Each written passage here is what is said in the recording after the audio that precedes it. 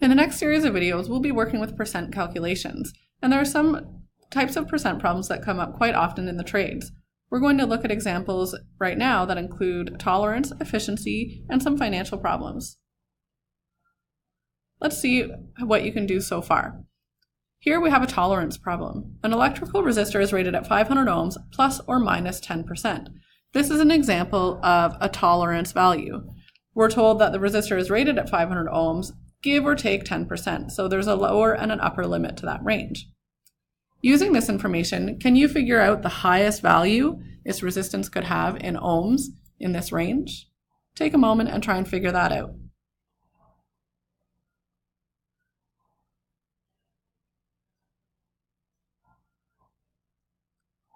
Another place you might see percentages is in efficiency problems. Here we have an electric motor supplied with 100 watts of energy, and it puts out 85 watts of mechanical power. We often talk about motors and electrical appliances in terms of their efficiencies, or how well they convert the energy coming in into work going out. With this motor, how would you rate its efficiency in terms of a percent?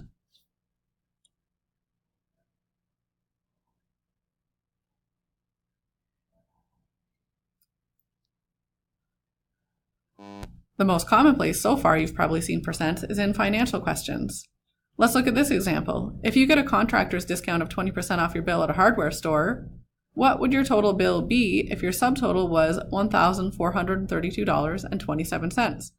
Remember that you'll also have to pay 13% tax on the bill. Take a moment to try this question. How much do you think you'll be paying?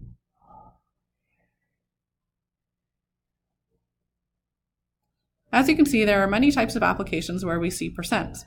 In the next series of videos, we'll look at working with the percent formula, rearranging it to solve for other values, and looking at percent increase and decrease problems.